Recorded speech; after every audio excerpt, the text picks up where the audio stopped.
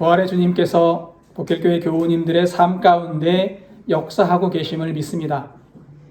우리의 하루가 하나님이 주시는 은혜와 평강을 받아 누리는 시간들이 되시기를 기도하고 또 기도하겠습니다.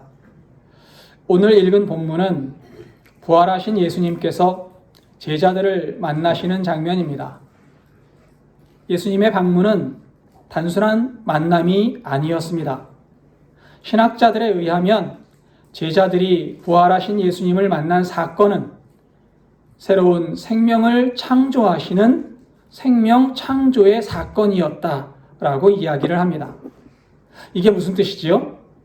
주님께서 제자들을 만나신 사건이 새로운 생명을 창조하셨다라는 거예요. 죽을 수밖에 없는 사람들에게 생명을 나누어 주시는 사건이었다라는 겁니다. 오늘 우리가 읽은 본문을 통해서 이 이야기를 조금 자세하게 나누어 보도록 하겠습니다. 또한 오늘 말씀을 통해 우리에게도 주님께서 주시는 새로운 생명이 함께하고 계심을 확신하시기를 바랍니다.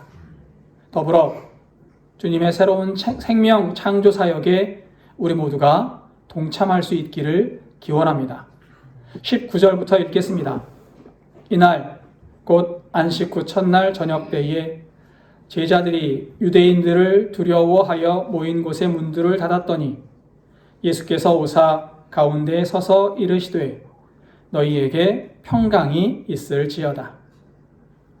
부활하신 예수님은 먼저 막달라 마리아에게 나타나셔서 부활하신 모습을 보여주셨습니다.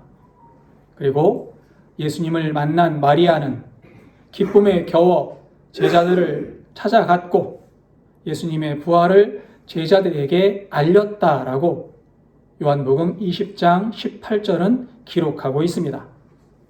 그날 저녁 제자들은 한 곳에 모여서 문을 닫고 숨어 있었다고 본문은 역시 기록합니다. 마리아를 통해 예수님의 부활 소식을 들었음에도 불구하고 제자들은 여전히 유대인들을 두려워하고 있었기 때문이었습니다. 예수님처럼 붙잡혀 가서 죽을 수 있다는 두려움이 제자들을 사로잡고 있었습니다. 예수님은 죽음을 이기셨는데 제자들은 여전히 죽음의 공포에 휩싸여 있었던 겁니다. 여러분, 이 모습이 낯설지 않습니다. 우리의 모습을 돌아볼 수 있기를 바랍니다. 상황이 어려워지면 숨어서 마음의 문을 닫지는 않습니까?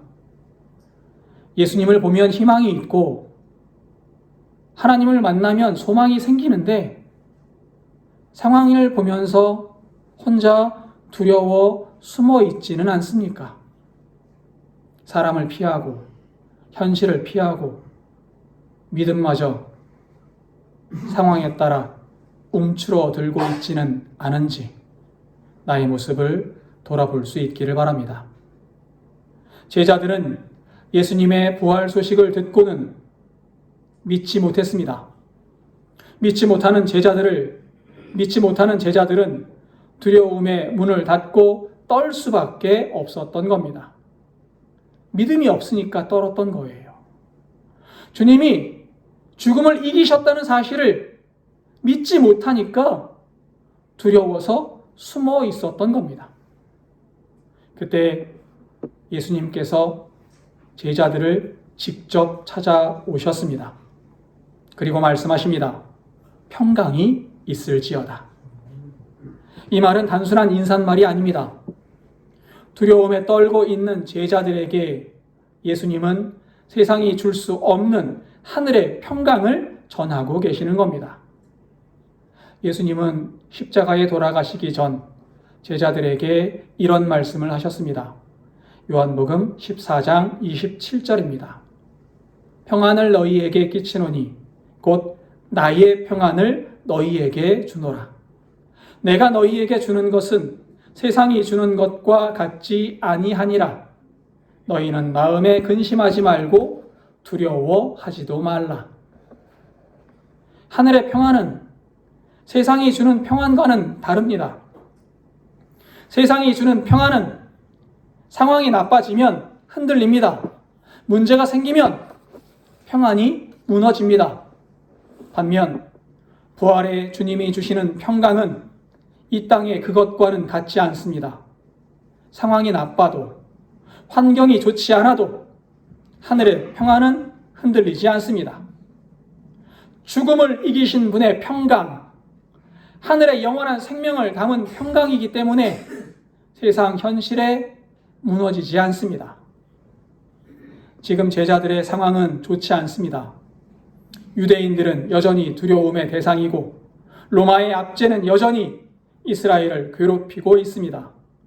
그럼에도 그 모든 문제 너머에 하나님의 은혜가 있다는 사실을 주님은 죽음을 이기심으로 보여주셨습니다. 그리고 죽음 너머에 하늘의 평강이 있음을 선포하시고 그 평강을 우리에게 허락해 주신 겁니다. 세상에서 만나는 문제가 아무리 커도, 세상에서 겪는 어려움이 아무리 커도 그 문제 너머에는 하나님께서 예비하신 큰 평강, 큰 은혜, 큰 영원한 생명이 있음을 믿으시기 바랍니다. 하늘의 평강은 세상의 상황, 문제 너머에 완전한 승리가 있음을 알면 그 너머에 죽음마저도 우리를 어찌할 수 없다는 은혜가 있음을 알면 그 하늘의 평강을 누릴 수 있습니다. 복길교회 교우 여러분, 주님께서 주시는 평강을 받아 누리시기 바랍니다. 상황이 어떠하든지 그 너머에 하나님의 은혜와 생명이 있음을 바라볼 수 있기를 바랍니다. 평강을 선포하시는 예수님의 모습을 보고 제자들은 어리둥절했습니다. 진짜 예수님일까? 누군가 예수님의 흉내를 내는 것은 아닐까? 여전히 의심하고 있는 겁니다. 이때 20절입니다. 이 말씀을 하시고 손과 옆구리를 보이시니 제자들이 주를 보고 기뻐하더라. 예수님은 십자가 위에서 생긴 상처를 제자들에게 보여주십니다. 옆구리가 찔려 있고 손과 발에 못자국이 그대로 나 있습니다. 상처를 보니 분명 예수님이십니다. 예수님께서 죽음에서 살아 돌아오셨습니다. 제자들은 기뻐했고 예수님 주변으로 모여들었습니다. 이때 예수님께서 제자들에게 말씀하십니다. 21절입니다. 예수께서 또 이르시되 너희에게 평강이 있을지어다. 아버지께서 나를 보내신 것 같이 나도 너희를 보내노라. 예수님은 제자들에게 평강만을 선포하신 것이 아닙니다. 평강을 선포하시고 제자들에게 말씀하십니다. 아버지께서 나를 보내신 것 같이 나도 너희를 보내노라. 예수님은 제자들을 세상에 파송하시는 겁니다. 무엇을 위해 제자들을 파송하셨습니까? 예수님은 제자들이 무슨 일 하기를 원하시면서 제자들을 파송하셨습니까? 요한복음 20장 31절에는 요한 사도가 요한복음을 기록한 목적을 쓰고 있습니다. 20장 31절입니다. 오직 이것을 기록함은 너희로 예수께서 하나님의 아들 그리스도이심을 믿게 하려 하심이요 또 너희로 믿고 그 이름을 힘입어 생명을 얻게 하려 함이니라. 요한 사도는 예수 그리스도를 믿고 생명을 얻게 하는 일이 요한복음을 쓴 목적이라고 말하고 있습니다. 이 목적은 단순히 요한 혼자 가지고 있었던 책을 쓴 목적이 아닙니다. 이 목적은 예수님께서 제자들에게 주신 사명이었던 겁니다. 제자들은 세상에 나아가 예수 그리스도가 하나님의 아들이심을 선포해야 할 사명을 받았습니다. 세상 사람들도 예수 그리스도가 하나님의 아들이심을 믿고 구원받아서 새 생명을 얻게 해야 한다는 겁니다. 여러분, 이 사명은 제자들에게만 주어진 사명이 아닙니다. 오늘 우리에게도 똑같은 사명이 내려졌음을 믿으시기 바랍니다. 하나님은 먼저 우리를 부르셨고 하나님의 생명을 허락하셨습니다. 하나님은 우리에게 주신 영원한 생명을 세상에 선포하고 세상 사람들과 나누기를 원하고 계십니다. 먼저는 가족에게 나누고, 다음 이웃에게 나누고, 그리고 세상 사람들에게까지 나누어 주어야만 하는 겁니다. 무엇을요? 생명을. 죽을 수밖에 없는 사람들에게 생명을 나누어 주어야 합니다. 어떻게요? 예수 그리스도가 하나님의 아들이심을 믿게 함으로 말미암아 죽을 수밖에 없는 이들에게 생명을 나누어 주는 것. 그것이 예수님께서 우리에게 주신 사명입니다. 이 사명 마음에 새기시기를 바랍니다. 그리고 예수님은 한마디를 덧붙이십니다. 22절입니다. 이 말씀을 하시고 그들을 향하사 숨을 내쉬며 이르시되 성령을 받으라. 성령을 받으라. 예수님을 하나님의 아들로 믿게 하는 일은 하나님의 권능이 있어야만 가능한 일입니다. 그 일은 죽음에서 사람들을 살리시는 일이기 때문에 하나님의 권능이 있어야 합니다. 죽음이 가득한 세상에 새 생명을 창조하는 일이기에 하나님의 영이 우리와 함께 하셔야 합니다.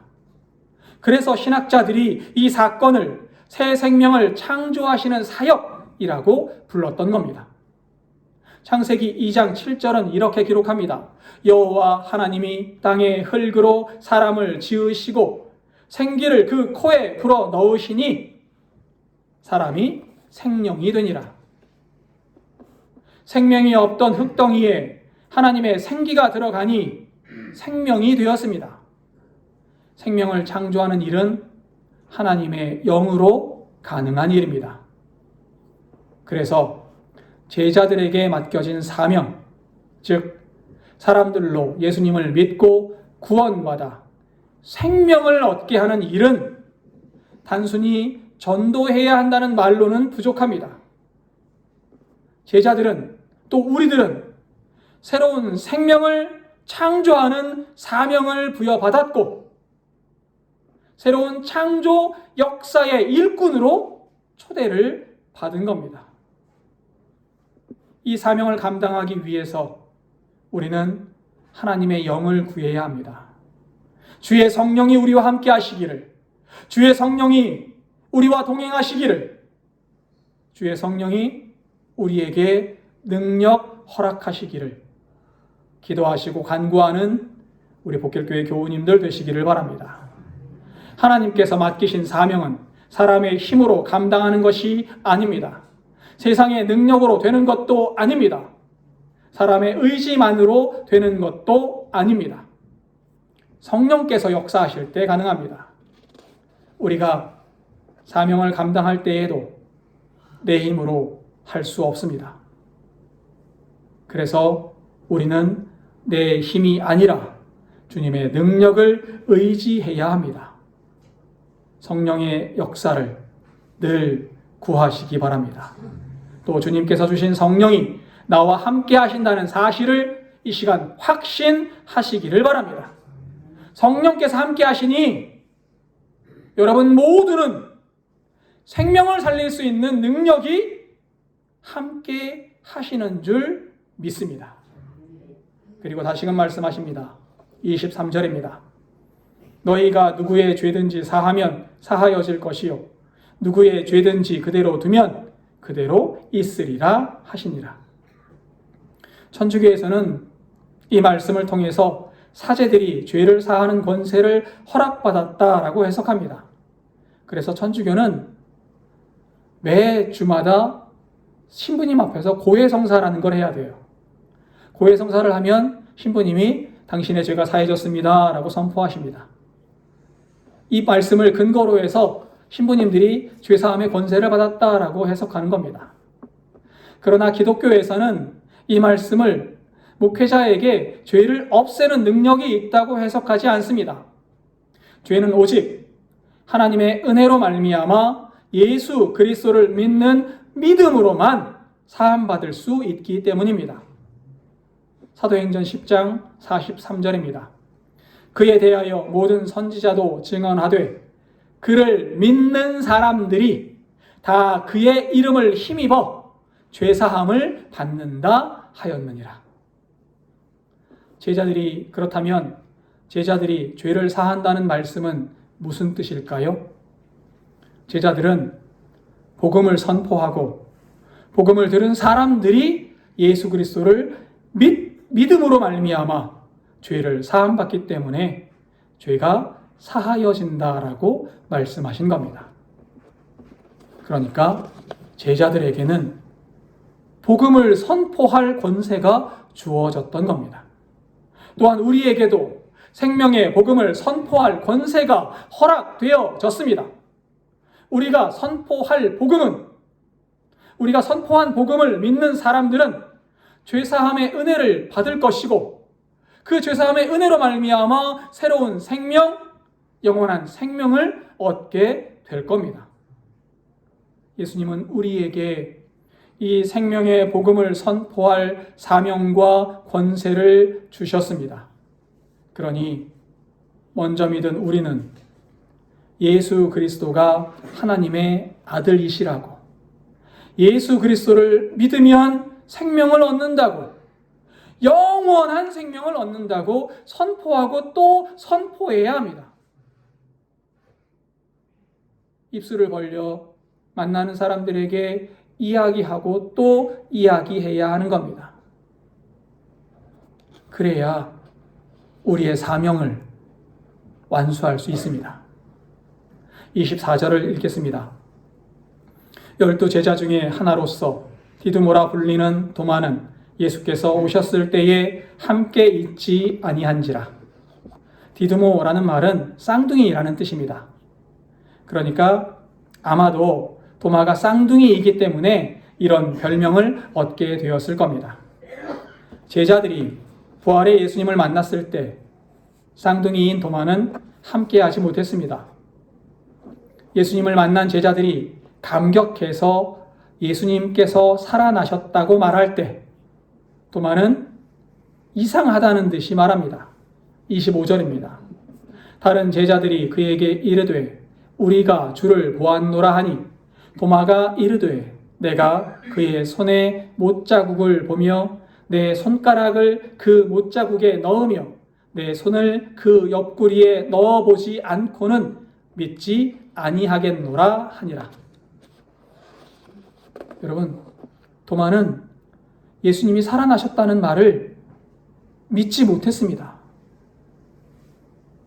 어찌 보면 도마의 이 의심은 당연한 의심입니다. 부활하신 예수님을 아직 보지 못했으니까 믿지 못하는 거예요. 그래서 말합니다. 옆구리에 창자국과 손과 발의 못자국을 내 손으로 만져보지 않고는 믿지 않겠다. 도마는 이렇게 말하는 겁니다. 절대로 믿지 않겠다. 확실한 증거가 있어야 믿을 수 있다. 라고 말입니다. 여러분, 이 모습이 우리의 모습 같지 않습니까? 우리들 이렇게 말하지 않습니까? 보지 않으니까 믿을 수 없다.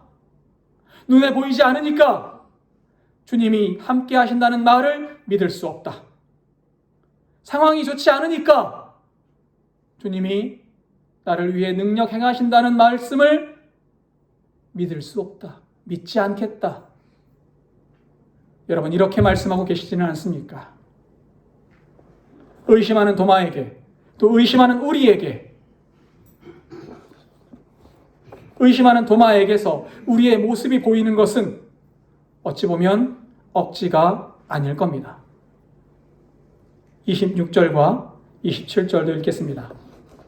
여드레를 지나서 제자들이 다시 집 안에 있을 때에 도마도 함께 있고 문들이 닫혔는데 예수께서 오사 가운데 서서 이르시되 너희에게 평강이 있을지어다 하시고 도마에게 이르시되 내 손가락을 이리 내밀어 내 손을 보고 네 손을 내밀어 내 옆구리에 넣어보라. 그리하여 믿음 없는 자가 되지 말고 믿는 자가 되라. 여드레가 지나고 예수님께서 다시 제자들에게 오셨습니다. 또다시 복음을 선포하시고 도마에게 다가가셔서 손으로 못자국을 만지고 옆구리에 창자국을 만져보라고 말씀하십니다. 여러분, 만져서라도 믿으라는 거예요. 어떻게든 믿고 하늘의 평강을 누리라는 겁니다. 의심하여서 죄 속에 빠지지 말고 죽음에 빠지지 말고 어떻게든 믿어서 생명으로 나아오라고 예수님께서 도마에게 간곡하게 말씀하고 계신 겁니다. 말씀을 들은 도마가 예수님의 못자국, 창자국을 만졌는지는 성경에 기록되지 않았습니다. 그러나 예수님을 만난 도마의 마음은 은혜로 채워졌습니다. 그래서 28절입니다. 도마가 대답하여 이르되 나의 주님이시요 나의 하나님이시니이다. 도마는 손에 못자국, 옆구리에 창자국을 만질 필요가 없었을 겁니다. 만난 것만으로 도마는 예수님을 주님으로 고백합니다. 주님이라고 번역된 헬라어는 퀴리오스라고 합니다. 주인이라는 뜻이에요. 나의 모든 것을 결정하시는 분, 나의 가는 길을 결정하시는 분, 나의 모든 것을 결정하시는 분이 예수님이라는 겁니다. 예수님은 나의 주인이시며 한 분뿐인 나의 하나님이십니다. 도마는 생사여탈권을 주님께 의탁하는 선언을 하고 있는 거예요. 이 신앙 고백이 우리의 신앙 고백이 되기를 바랍니다. 주님만이 나의 주인이시고 나의 한 분뿐인 하나님이십니다. 나의 생명 주님께 달려 있습니다. 나의 생명 주님께서 주관하여 주옵소서 고백할 수 있는 우리 복결교회 교우님들 되시기를 바랍니다. 주님을 바라볼 때 평강이 있고 주님을 의지할 때 참 능력이 있습니다. 그러기 위해 지금 나와 함께 하시는 주님 만나시기를 진심으로 기원합니다. 이때 예수님께서 도마에게 한 말씀을 더 하십니다. 29절입니다. 예수께서 이르시되 너는 나를 본고로 믿느냐? 보지 못하고 믿는 자들은 복되도다 하시니라. 이 구절을 보면 마치 예수님께서 도마를 크게 책망하시는 것처럼 보입니다. 하지만 신학자들은 이 구절이 도마를 향한 책망이라고 해석하지 않습니다. 만져보고 믿는 자가 믿지 않는 자가 되지 말고 믿는 자가 되라 라고 말씀하신 예수님께서 도마를 믿지 않고 보지 않고 본고로 믿느냐 보지 않고 믿는 사람이 복되도다 라고 책망하신다는 것은 모순된 일이기 때문입니다. 그래서 신학자들은 이 구절을 후대의 사람들에게 주시는 격려의 말씀이라고 생각합니다. 후대의 사람들은 예수님을 직접 만날 수 없습니다. 여러분, 우리 눈으로 예수님을 보지 못했잖아요. 육체를 입고 오신 예수님을 직접 만나지 못했고 부활하신 예수님을 직접 대면할 수 없습니다. 그렇기 때문에 우리에게 필요한 것은 의심이 아니라 믿음이라는 겁니다. 예수님은 우리 눈에 보이지 않습니다. 그러나 주님의 영은 우리와 함께하고 계심을 믿습니다. 우리는 예수님을 만질 수 없습니다. 그러나 지금 주님은 우리를 품에 안고 계심을 믿습니다. 이 사실을 믿으면 예수 그리스도가 우리와 함께 하심을 믿으면 우리와 함께 하시는 예수님을 만날 수 있습니다. 보지 못하고 믿는 사람은 복되다. 이 말은 믿음을 강조하는 말씀입니다. 눈에 보이지 않아도 주님이 나와 함께 하심을 믿는 사람은 영원한 생명, 하늘의 복을 누리게 된다. 보지 못하고 믿는 사람은 복되다. 이 말은 믿는 사람은 복되다라고 읽어야 합니다. 지금도 우리와 함께 하시는 주님을 믿고 주님께서 주시는 하늘의 은혜를 받아 누려라 라고 말씀하시는 거예요. 주님은 지금도 우리와 함께 하십니다. 복길교회 교우 여러분, 주님은 여러분과 함께 하고 계심을 믿으시기 바랍니다.